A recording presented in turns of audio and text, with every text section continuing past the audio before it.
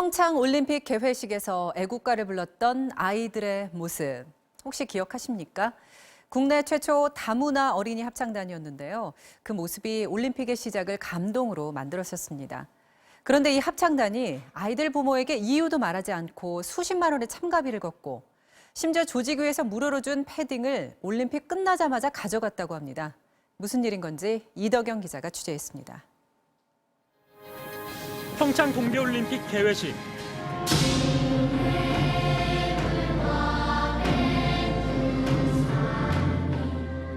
감동의 순간을 선사한 이들은 다문화 가정 아이들로 이뤄진 레인보우 합창단. 그런데 이 아이들 부모들은 공연 한 달 전 합창단으로부터 이해하기 힘든 얘기를 들었습니다. 공연 참가비로 한 명당 30만 원씩 내라는 요구였습니다. 그게 무슨 명목으로 내라고 하던가요? 그거를 전혀 설명을 안 해주셨어요. 그냥 지원금, 올림픽 참가 지원금. 국가적 행사에 왜 참가비가 필요한지 묻는 학부모에겐 내기 싫으면 합창단에서 나가라는 통보가 돌아왔습니다. 돈을 안 낸 몇몇 아이들은 공연에서 배제됐고 이 아이들에게 평창올림픽은 상처로 기억되고 있습니다. 엄마 왜 나는 못 가? 울먹이면서 친한 친구, 그동안 친했던 친구 언니들, 동생들 가는데 왜 나는 못 가? 올림픽 조직위원회에 확인해봤습니다.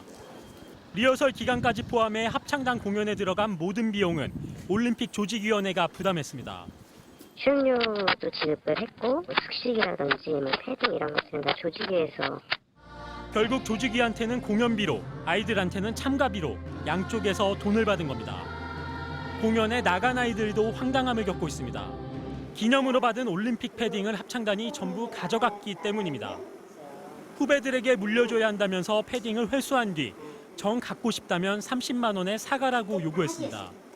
IOC에서 그거 다 아이들한테 그 무상으로 제공되는 소품인데 그걸 돈 받고 파는 거예요, 다시. 이런 수상한 논란은 이번이 처음이 아닙니다. 2년 전 유엔 총회장에서 열린 세계 평화의 날 기념 공연. 합창단은 공연 비용에 쓰겠다며 대기업 등으로부터 약 2억 원을 후원받아 경비 일체 1억 2천만 원을 부담하고도 많은 돈이 남았습니다. 하지만 당시에도 아이들 1인당 130만 원, 모두 3천여만 원의 참가비를 따로 받았습니다. 후원금을 낸 사람들은 학생들이 돈을 안 내고 자기는 후원금으로 가는 걸로 알고 있죠.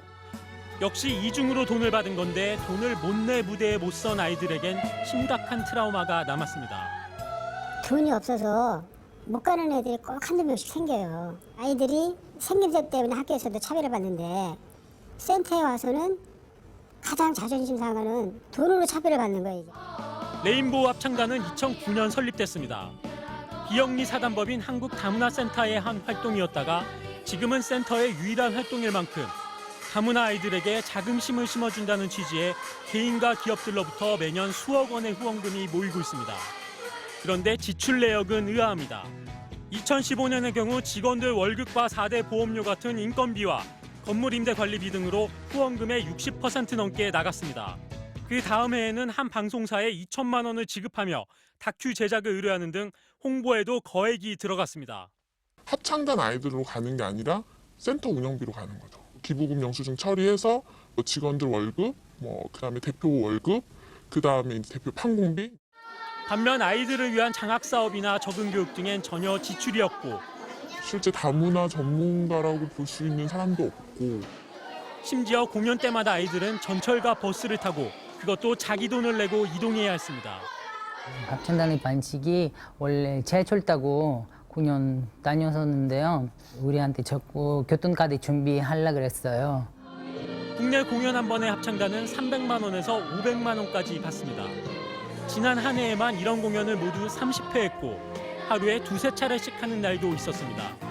하루에 2번, 3번 또 공연하는 게 있었어요. 코피도 나는 애들이 있었어요. 어떤 아이들은 우리를 그냥 앵벌이로 이용을 한 것이 아니냐. 회계 처리는 불투명합니다. 행사 비용을 아예 영원으로 기재한 경우도 있고 홈페이지에 올린 자료와 국세청에 제출한 자료에서 수입이 3억 원이나 차이 나는 경우도 발견됩니다. 전국 다문화 이런 합창대 행사비 해가지고 한 2억 5천 정도 쓴 게 있는데 이런 부분들이 이쪽에 보면 또 안 나타나 있고요. 여러 문제로 사회복지 공동모금회 기부금 지원 대상에선 이미 제외됐습니다. 이에 대해 한국다문화센터 측은 올림픽 개회식과 별도로 자체 행사를 진행하느라 참가비를 받았고 후원금은 센터 운영비로만 사용해 문제가 없다고 밝혔습니다. 기업 후원이나 다른 기관 후원들은 다 경비로 처리를 했고요. 어떤 때는 후원이 풍족하게 들어오지만 어떤 때는 후원이 안 들어오고 어려울 때가 있습니다. 네, 이 일을 취재한 이덕영 기자가 나와 있습니다. 이 개회식 때 참 감동적이었는데 이런 이면이 있었군요. 네. 근데 이 부모들이 돈을 따로 받는 게 좀 이상하다는 걸 미리 알고 있었다는 얘기인데 그럼에도 불구하고 합창단을 계속 보낸 이유가 뭘까요? 네, 부모들 입장에서는 아이들이 합창단 활동 자체는 좋아하는 데다 또 아이들의 교우 관계가 넓어지는 게 보이기 때문입니다. 한 부모는 합창단 운영에 대해 항의하면 불만 있으면 나가라고 면박을 당했다고 말했는데요. 항의도 못하고 탈퇴도 못하는 애매한 상황이 된 거죠. 다문화 가정 아이들에게 자신감을 심어준다는 점을 볼모 삼아 아이들을 앞세워 또 아이들을 상대로 일종의 영업행위를 계속해왔다고 볼 수 있습니다. 네, 결국 우리 아이가 좋아하니까 계속 보낼 수밖에 없었다 이런 얘기가 되겠군요. 그러면 앞으로 이런 일들이 없어야 할 텐데 당장 어떤 조치를 취할 수 있을까요? 네, 두 가지 정도를 생각해 볼 수 있을 것 같습니다. 지정 기부금 단체마다 관리 감독 기관이 있습니다. 한국다문화센터는 방송통신위원회인데요. 방통위가 기부금을 아이들을 위해 쓰는지 아이들에게 돈을 받는 일이 합당한지 철저히 개입하고 감독할 필요가 있습니다. 네. 외부 감사를 받는 것도 한 방법이 될 수 있는데요. 연수입이 100억 미만인 단체는 외부 감사를 받을 필요가 없습니다. 이런 현행법도 보완돼야 할 걸로 보입니다. 네, 그렇군요. 이덕은 기자였습니다.